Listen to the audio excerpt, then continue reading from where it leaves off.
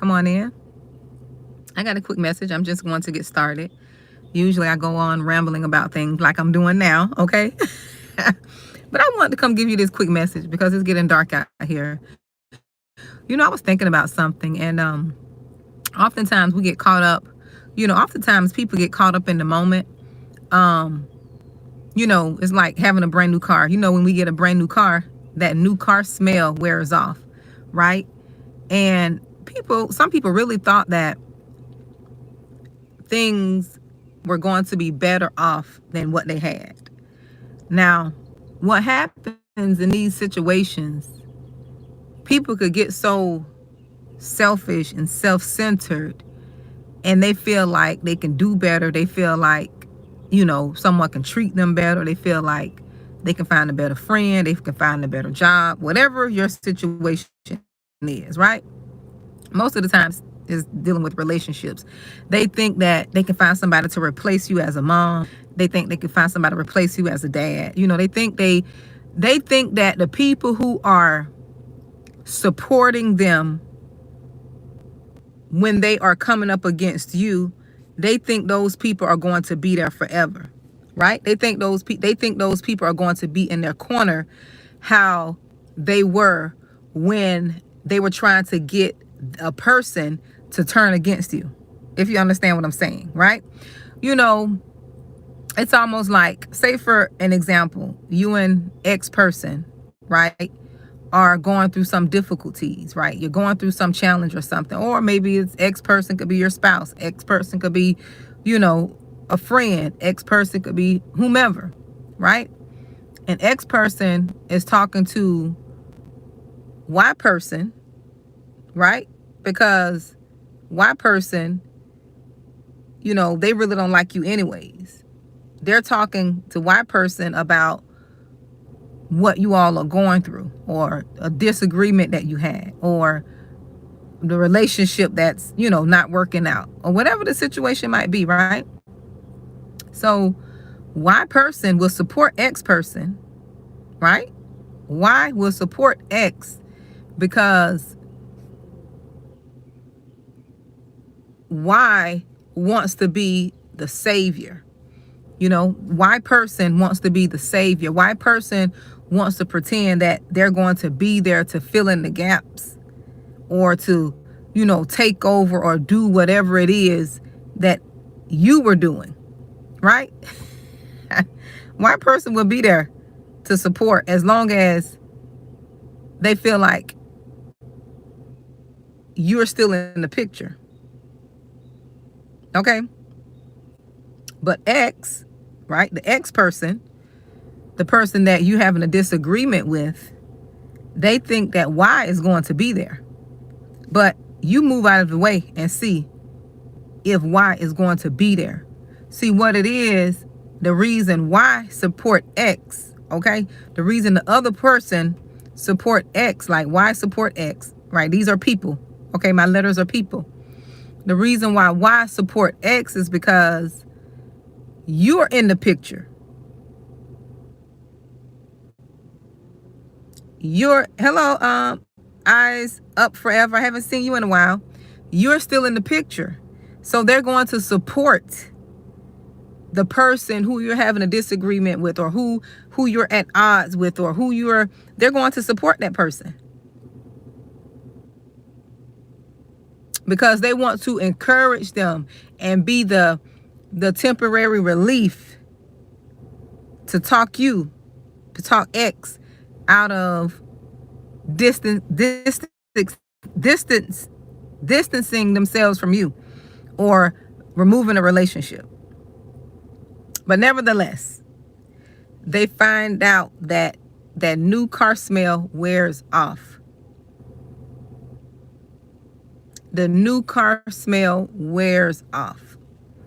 And that it gets old. Things get old too. Okay?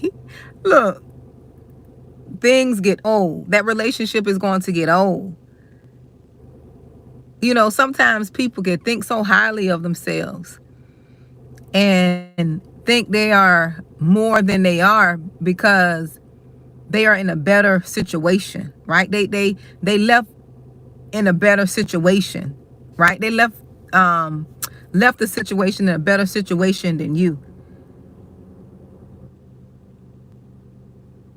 So you will have people to support them in their foolishness, to support them in their wrongdoing. One thing I never could stand to this day, and I be asking God, like, I don't know why I'm like this. I guess because he made me to be a truth teller. I can't stand people to support other people in their foolishness.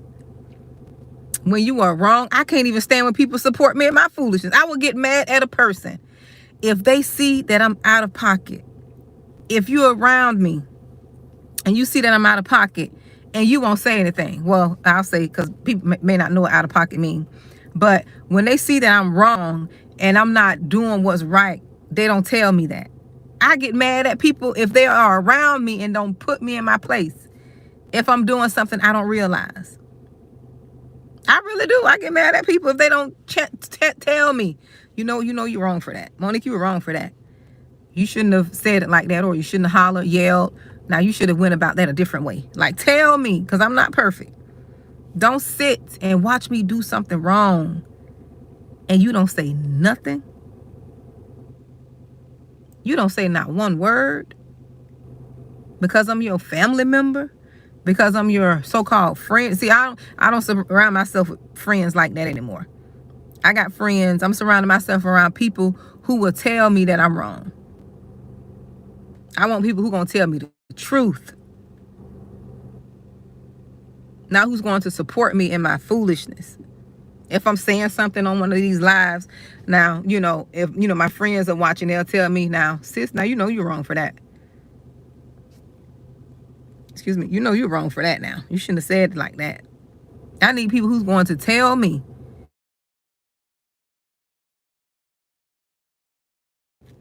Not be afraid to say something to me when I'm wrong. But people really thought that the grass was green on the other side. They really thought that they was going to leave you and just gallop on into a better friendship. That job really thought they was going to get rid of you and find somebody else to replace you. And they don't find 4 other people to replace that one you. Look, they still looking for people. You don't left that job 10 years ago. They still looking for folks. Ooh, that woman thought she was going to leave you. That man thought he was going to leave you or act a fool and go find you. He's still searching for you. And he's on his 3rd, 4th, 5th, 6th, 7th relationship. He's still trying to find you in these women. She thought she was going to leave and find another guy, a man like you, who did all the things that you did. Not only did you respect her, you provided for her. You were faithful. This ain't all men. This is only one who's going to come on here and I'm talking to him. She really thought that she was going to find somebody else, whoever she is, that was going to be faithful, that was going to be, hardworking, that did all the things that you did. Thought she was going to find somebody to do all that in these times. In these, and these crazy, not all is crazy now, in these trying dating streets. Thought she was going to find somebody better than you.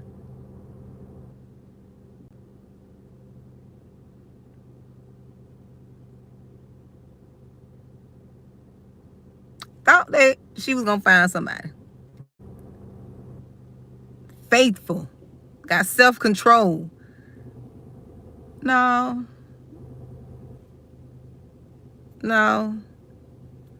Because see what people do, people will get bored.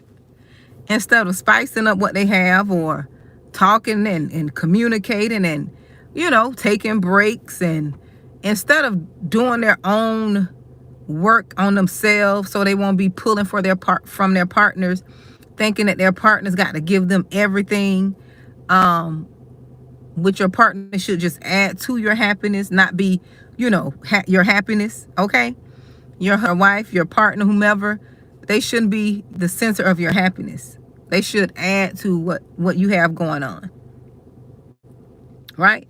But instead of talking and communicating and saying, maybe we need to plan an outing or date or something, blah blah blah, they want to go out and test the waters. They want to go and find something, cause everything be good in the beginning. Everything be nice and fresh. That new car be nice and fresh. It's kind of like when you get new furniture, you don't want nobody sitting on it. You get a new car, you can't eat in the car. You don't want nobody to eat. You want to put the little plastic covers on the chairs and little seat cushions and towels, and you just cherish the new car. But when the smells run out, wears off. When the smell wears off, it's like you come in, you got you a cup of water now in the car. Before you couldn't eat it, you wasn't eating in the car. Now you got you a cup of water. Now you going through the drive-through. You're eating in the car now because the new smell is wearing off.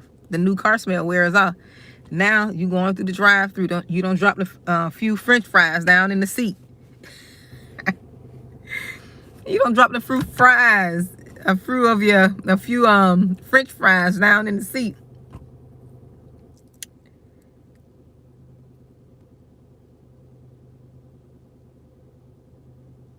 Mm-hmm.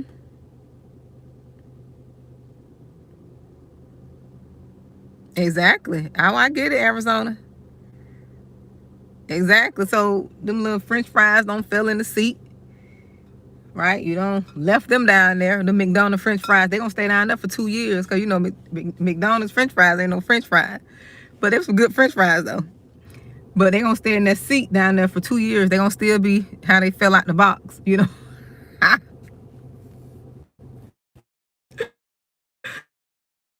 Look, the French fries gonna be in the seat if you don't clean up and get them out. So you got some French fries down there. Now you trying to pull through Dairy Queen or Rita's. Go to Rita's and get you a gelati. And you trying to eat your gelati and drive, and you wasting the custard on your seat. That new car scent, it wears off. So that's the same as you dropping the fries and the gelati custard dropping on your seat. Now you got a stain on your seat, right? You got a stain. So now the problem's coming. And you realize it's the same problems that you had in a same problem, different person. Because you go with you everywhere you go. You are following you around. So you can't get rid of you. You can't get rid of you. So you got to deal with you because you are going to go in every relationship. And if you haven't dealt with you, right? If you haven't dealt with you, you're going to attract the same things in all of your relationships. Same type of people, different body, because it's a spirit. Same type of people, different body.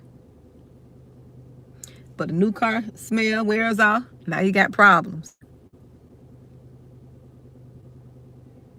When a new car smell, they go in, people be going in heavy. Especially when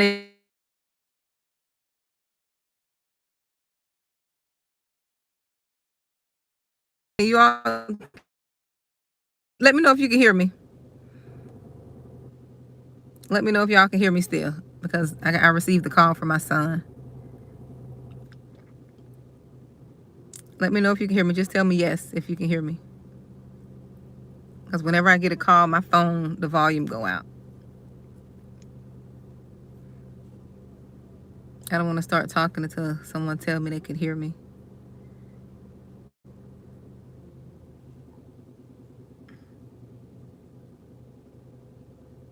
Can you all hear me? Let me go to my settings. Let's see. Thank you. Because my son called, and I know whenever I get a call, it kicks out my volume. But thank you. But yes, it wears off. It be hot and steamy. It be hot and heavy in the beginning. It be hot. Thank you, Betsy. I'm glowing, girl. I'm tired. I'm surprised I'm glowing. I know that got to be God because I'm so tired. I was supposed to go to sleep today, but I didn't go to sleep. I went to this event with one of my good friends. Her daughter was going to prom. Beautiful, very beautiful event. But you know, things be hot and heavy and steamy in the beginning because of that new car smell. It's something new, something fresh.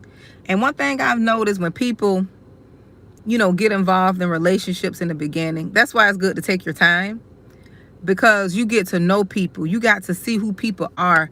You don't want a person coming in fresh in a relationship and you don't know nothing about them. You don't know their middle name. You don't know their family. You don't know their background, but they coming in hard and heavy. You haven't looked up nothing. You just so infatuated about the love bombing and the newness. Okay? You're so infatuated about the newness of the relationship because it's something new. That's just like a pair of new shoes. You know, back in the days, how we used to get the new tennis shoes. Like, we used to get the new tennis shoes and we didn't want anybody stepping on them. We didn't want the shoes to get dirty. You know, we protect them shoes. That's how it is when you first get into relationships. Everything's new.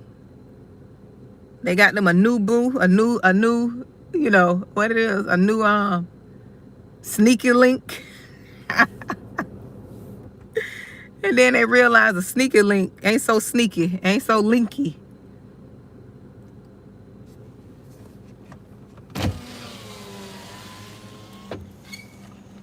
Where are you going? Just riding around this little... Yes, it's getting dark. One time around and come home. No, I'm not going to ride around the whole thing. Oh. I can? Yeah. Yeah.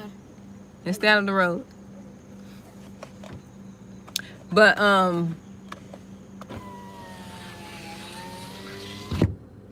they realized that thing and what it was.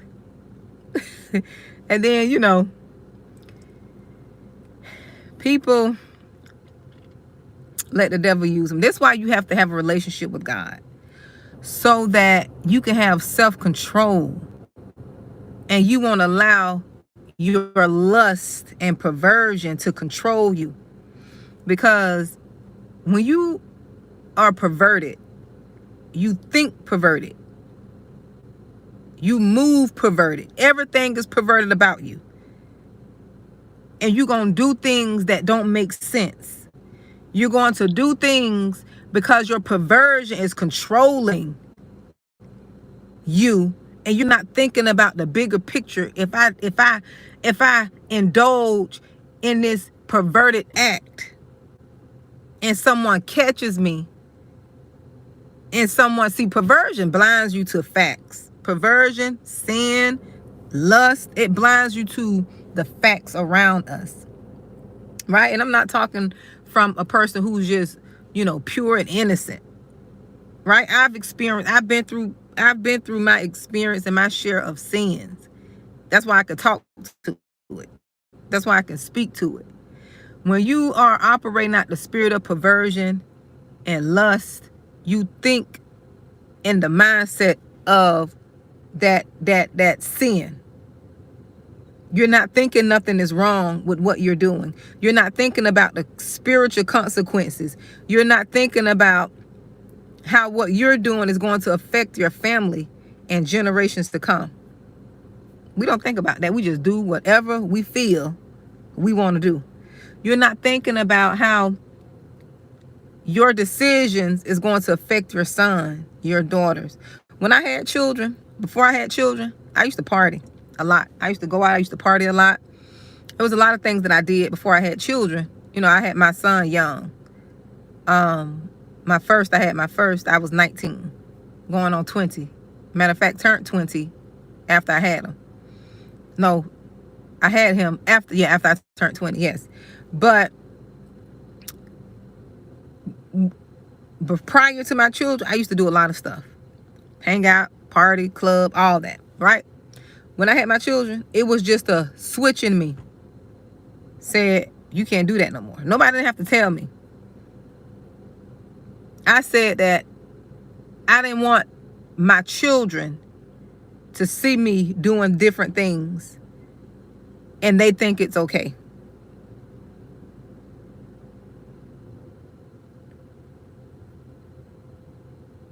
And they think it's okay. I can put my life on this, what I'm about to say. And everybody can't say this. And I'm not saying this in pride, and I'm not saying this in arrogance. My kids will tell you that they never saw their mama do anything that was a disgrace to them in any way. And I'm not one that like to, I'm not one that hide things that I've done. When I was younger, in my teens, I'm not that type of person. I talk to my children about some of the mistakes I made to try to teach them to learn. If my children are honest with themselves, they could tell you that I didn't do anything to disgrace them, to, make them embarrassed. Hey, Keisha. They'll tell you.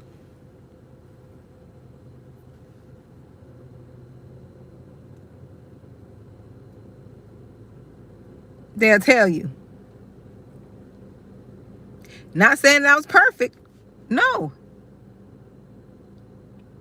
And if I did do something to hurt them, or said anything to hurt them, because, as parents, we say things that hurt our kids and we don't know it hurt them, I would go apologize.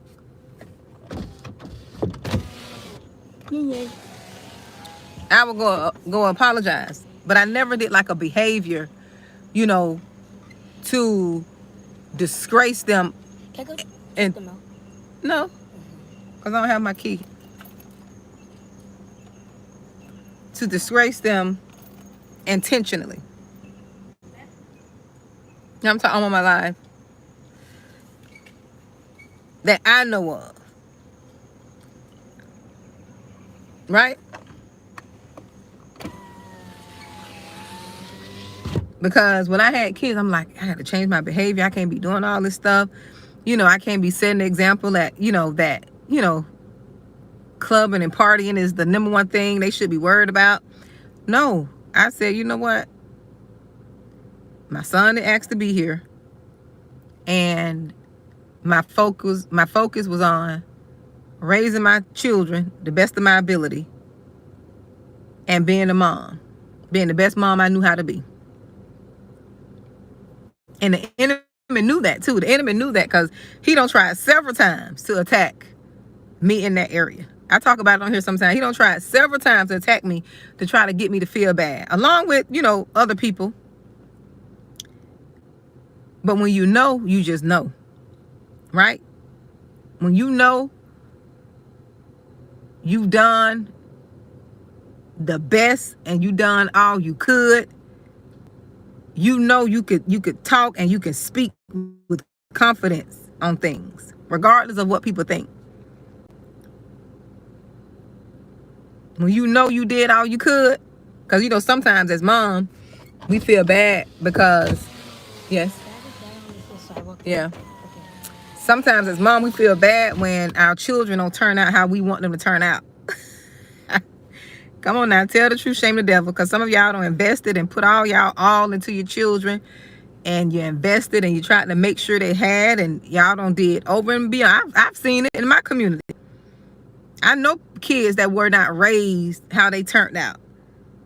They were not raised that way. They were raised, their parents was always strict and made sure, they were respectable and tried to raise them up to be good citizens. And, now we don't know every part of their life, but we know their parents were strict and raised them to have some decency, right?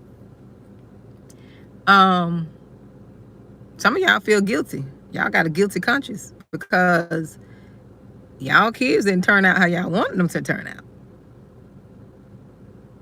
And you just beating yourself down. You got to let that go. Because when you know you did all you can do to give that child a good foundation, that's all you can do. When they become of age and think for themselves and don't want to listen, you got to let go. And they'll learn. They'll come around. One thing them tables do. And one thing that grass will do. We talking about the grass and the new car scent. That new car scent will wear off. Because, everybody want to have autonomy. Everyone wants to live their life how they want to live it without nobody correcting them, right? And I try to teach my children, just because I'm an adult, yes, I get to live my life, but I can't do what I want to do because there are laws in place. Not just the laws. There's spiritual laws. There's biblical laws. There's laws of the land. Laws of the land, right? So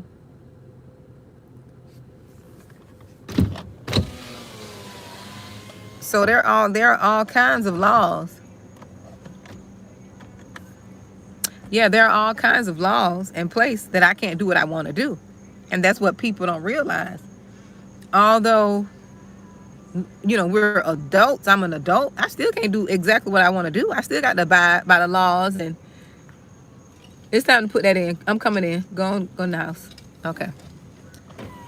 I still can't do what I want to do, right? And that's what people want to do. People want to do what they want to do. And they can't. Because there's laws of the land. There's spiritual laws, Everybody wants to do what they want to do and not be told the right thing to do.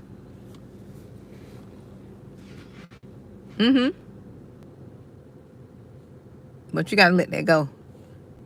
I come talk to y'all about it because when it comes on my mind, I have to talk about it because I know there's people going through that. Going through that and don't know how to let it go. It's easier to let go of things when you did all you can do. When you know you did all you can do, it's easy. For me, it is. When you know you did right, you can sleep good.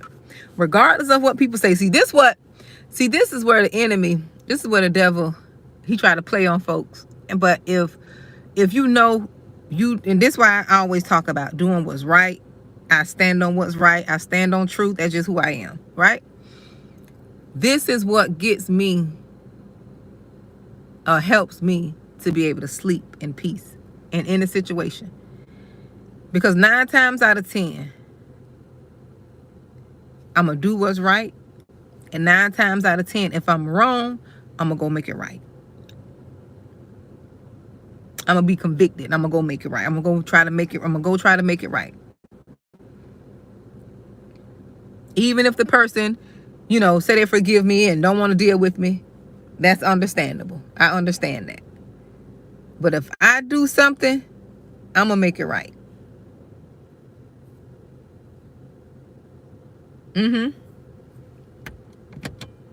Yep. I am going to make it right. Okay?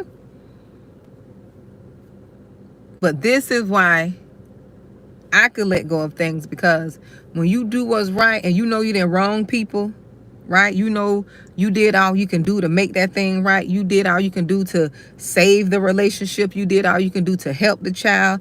You did all you can do to try to restore the friendship, restore the situation. When you did all you can do, you can let go. You can let go and you can sleep well and you can go on with your life and live well. When you know you did all you can do. I know I just came here talking and rambling, but I just had to let you all know in the beginning. That new car smell wears off. It wears off. It wears off and stains gonna get in the seat and you got to deal with them stains. Most of us get new cars. We don't look at the manual. We don't look at the manual. We just get in the car and go. And we have to stop doing that. We have to stop getting into situations because it's fresh and new, right? Fresh and new. We don't look at the manual. We ain't checking out family history. We ain't checking out spiritual family history, spiritually, like what they got going on in their family. We ain't, before you procreate, we ain't checking that out. We just looking at the lust. We looking at and this is how you know too, when you get into a situation and it's just superficial. Oh, they look good. They got a nice shape. He got muscles. He's handsome. When you go into situations like that and it's just superficial, you shouldn't be going into no relationship. And a lot of us are not taught this stuff. We find out later. Once we wake up 20 and 30 years later, we wake up and realize we've been in a whole scam. Look, we wake up and realize we've been in a whole fraudulent ship, on a fraudulent relationship, because it was built on sand. It wasn't built on a strong foundation. It just built on lust. And then you didn't know. And then, people look at you like, well, how you stayed so long and why you stayed so long? It's all about the mind. It's the programming. The programming. Like I said, we get in these new cars. We don't look at the manual. We don't look at the manual until something happens. We don't look at the manual until these little lights come on the dashboard. Right? We look at the manual. We see something come on the dashboard. Then we go and look at the manual to try to see what's going on the dashboard. When we should be looking at the manual before something come on the dashboard. So we know when it comes on, we know how to deal with it. When it comes up on the dashboard before the manual, it's too late. Because if you read the manual tell you how to prevent them lights from coming on the dashboard. But we just jump in that thing head first. Head first, because the lust, we got that itch, And and I see why now, and the world is so against it. But I understand fully now why God says to wait before marriage to be intimate. Because that intimacy is spiritual. And when you tie yourself down to a person spiritually and they got demonic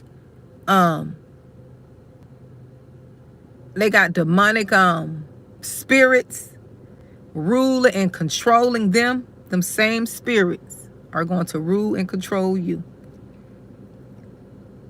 Yes, it is. Them same lustful ways, same spirit of perversion going to get on you.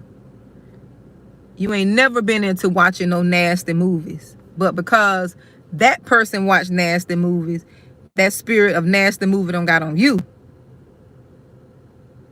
You ain't never been into all that crazy bouncing and all this crazy stuff they got going on, But because you were this person who's perverted, they doing all that craziness from the perverted, nasty videos that'll never give them satisfaction. I ain't finna get on that. See, Lord, I can't get on that because I'll be here all night talking about this. I'll be here all night talking about when we open ourselves up to them perverted, nasty videos, you open yourself up to all kind of spirits. That's what I'm going to say. I'm going to say that. When you open yourself up to those perverted things, all type of spirits are released into your home. All types of spirits are released into your children. You wonder why your children battling it. All type of spirits are released into everything in your home because you open up a portal. That's a portal you open up to. So many people are struggling with that. And it's a spirit that can't be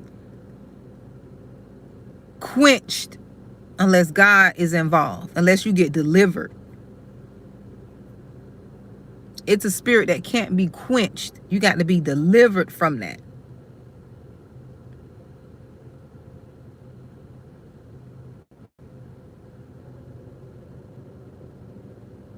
And that's what I'm gonna say. I have to come back. See, stuff like this, I have to talk off of YouTube because I can't say what I want to say.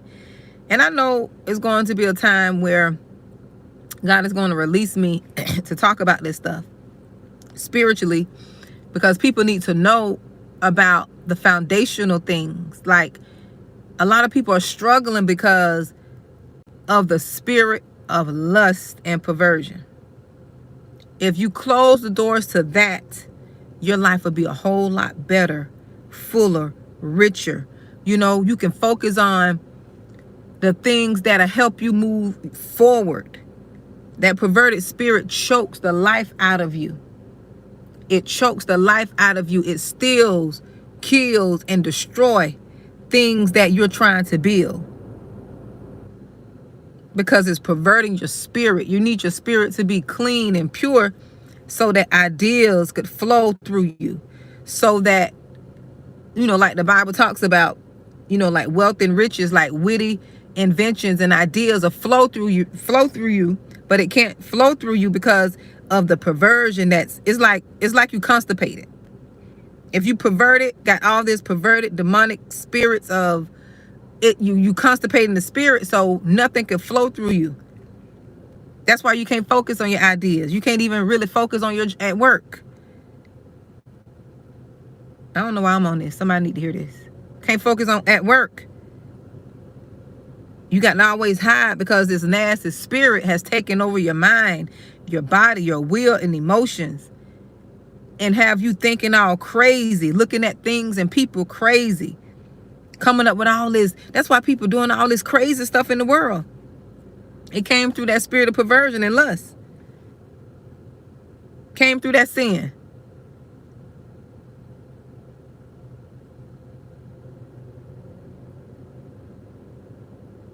That's what it came through. And I don't know.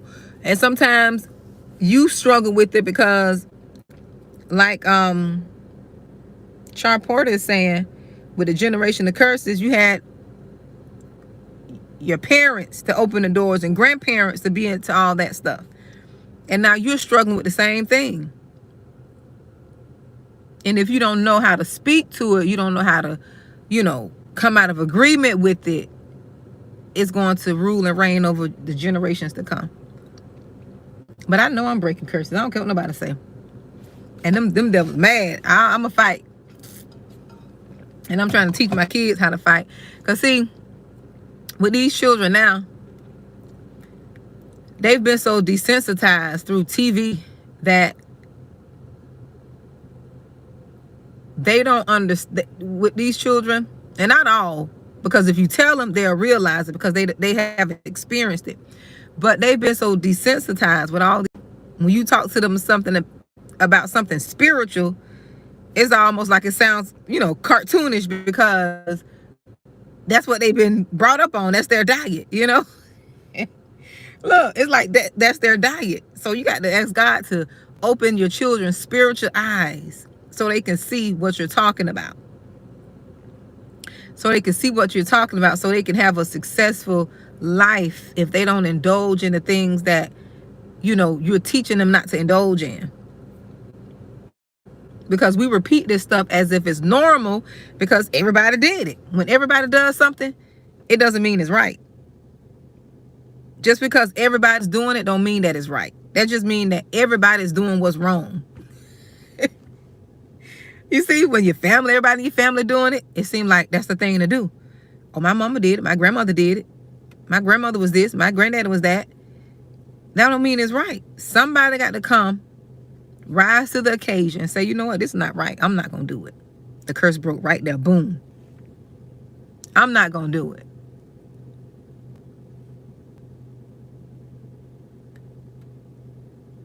I'm not going to do it. Boom. It's broken. Broken. But you all, thank you all for coming in, joining with me. I'm going to try to start doing some more lives, probably on Zoom, because I need to say what need to be said. And I can't do that on YouTube because YouTube They monitor what you say and how you say it, Before long, I think they're going to start banning people who talk about God and Jesus. Those are going to be banned words soon. So, you got to start calling him by all his names. They got to start calling him by all his names. He got a lot of names. Jehovah Jireh. We'll have to start, they probably have AI to ban out all them names, it's going to get crazy. I know it is. So that's why, he's waking up his chosen to speak. He's waking up his chosen to use their voice, not to be ashamed, because people need to hear this stuff. We all need to grow and hear. I listen to people. And I learn from people too. I listen to people who God sent me to listen to and learn and grow from spiritually. Just like you all listen to me. Like everybody. And that's why we need each other, right?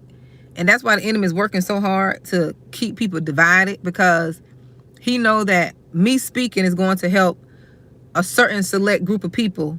I was listening to this. I think he was an evangelist. I want to say he was an evangelist. He popped up on my feed. A young, he looked like he was probably a Hispanic guy, but young guy. And he was talking, and he said something that made sense. He said, and I ain't never thought about this though. He said, I hear people talking about this, but I never thought about the way he said it. He said that the enemy, attack people who, have a purpose, like the chosen ones, because if he attack you and you don't do what you're supposed to do, like if I would have disobeyed God and not, and say I don't want to do YouTube, these 20,000 people that are subscribed to this channel wouldn't be able to get what they need to get because I was disobedient. And when he said it like that, I'm like, oh wow, I'm glad I was obedient. I'm glad I listened. Because what he said the enemy is going to attack the one, the chosen, you, because of all the people you're going to help. Just like the minister I listened to. If he didn't go through what he went through, I wouldn't be able to learn what I'm learning and to apply to what I went through to help you all. You see how we need each other? It's like a ripple effect. And I was like, wow. I was like, I'm glad I was obedient and not, worried about if I'm going to be perfect and how I look and how, because to be honest, I was afraid to come on YouTube. I'm not going to lie. I was afraid because I didn't want my old coworkers looking at me. I didn't want my family looking at me. I didn't want, old relationships, my classmates and, I didn't want them watching me. And God said, who you going to listen to? Who you going to be afraid of, me or them? And I'm like, I hear you, Lord. I'm like, I didn't want people, because people could be sitting at their desk listening to what now everything is so open. There is no secrecy anymore, right? And the Lord was like, I need for you to use your voice. I gave you that voice. You need to say what I tell you to say. You need to talk about the things that's going to help people. Talk about your experiences, what you went through, and the just stuff spiritually. Because he's been teaching me since a little kid spiritual things, but I didn't know. But he said, wait until the time is right. So this is the time. This is the time. Because things spiritually, he's been teaching me all along. Nobody taught me. This stuff I've experienced and I've seen in my own bloodline. So he was able to educate me and tell me this, and this. But you be so insecure in what you know and feel because no one trained you. Like I tell my children, follow your discernment. The discernment, that's God talking to you, right? That gut feeling you get, that's God talking to you. You don't need nobody to tell you. Listen to it the first time. And I don't told them that so much. They come back and tell me, Mom, what you told us. Listen, do what the first thing. Listen. Because just because I get messages and God speak to me and talk to me, that don't mean I don't be insecure sometimes in my decisions. I be insecure in my decisions sometimes.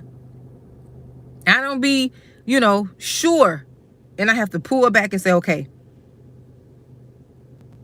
okay, think about this. And I said, okay, I got it. Instead of being hasty. And I know my volume will go out. Just let me know if you can hear me. So, but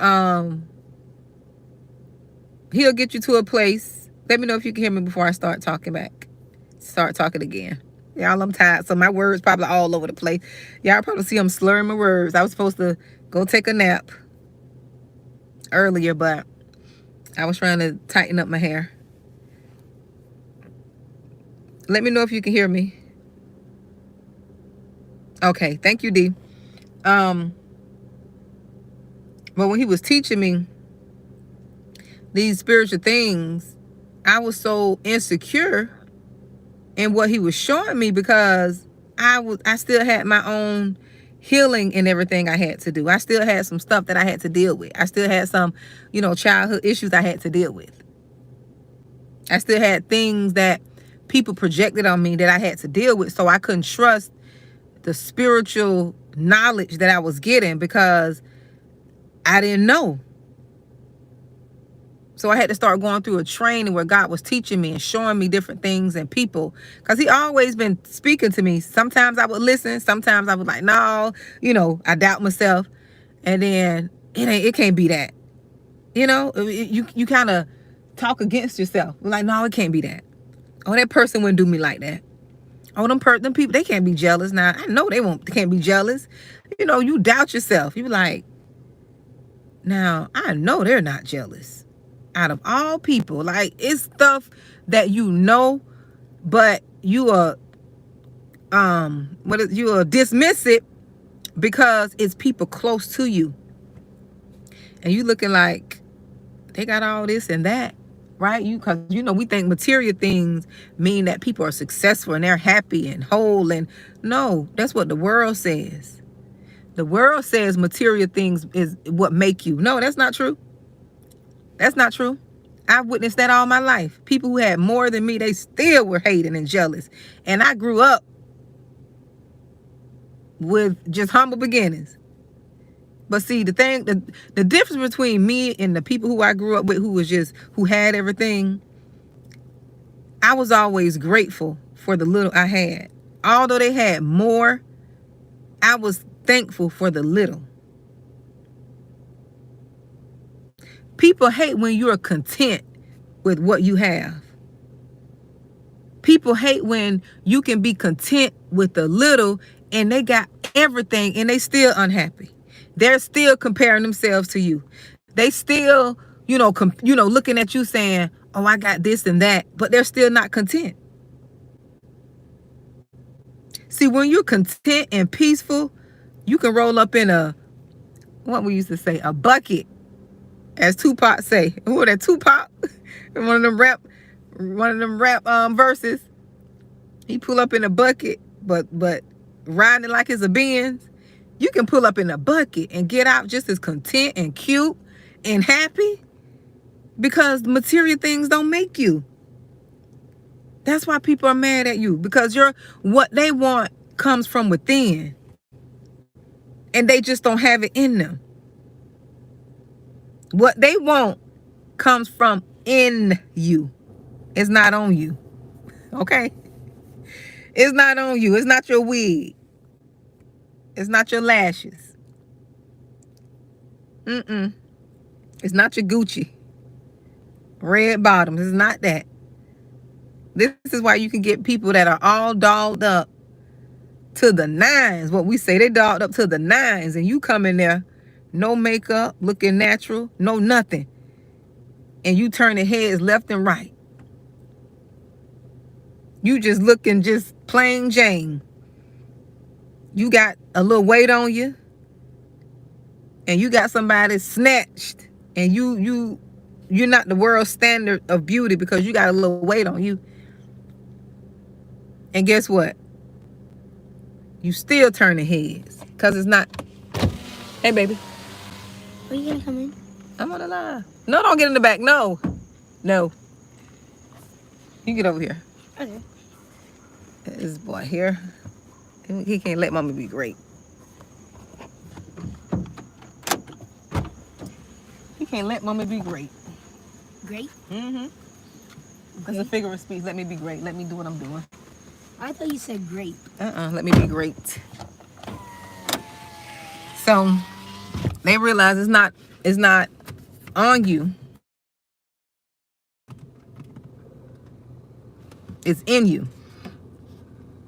Yeah, you got your little weight on you, you know. So they think because you got a little weight on you, you insecure with yourself. No, you confident. And then they get mad because you confident in yourself. You confident with how you are now. That doesn't mean that you're not working on it. This is why that's why you shouldn't compare yourself with nobody else anyways. You know, people do a lot of that.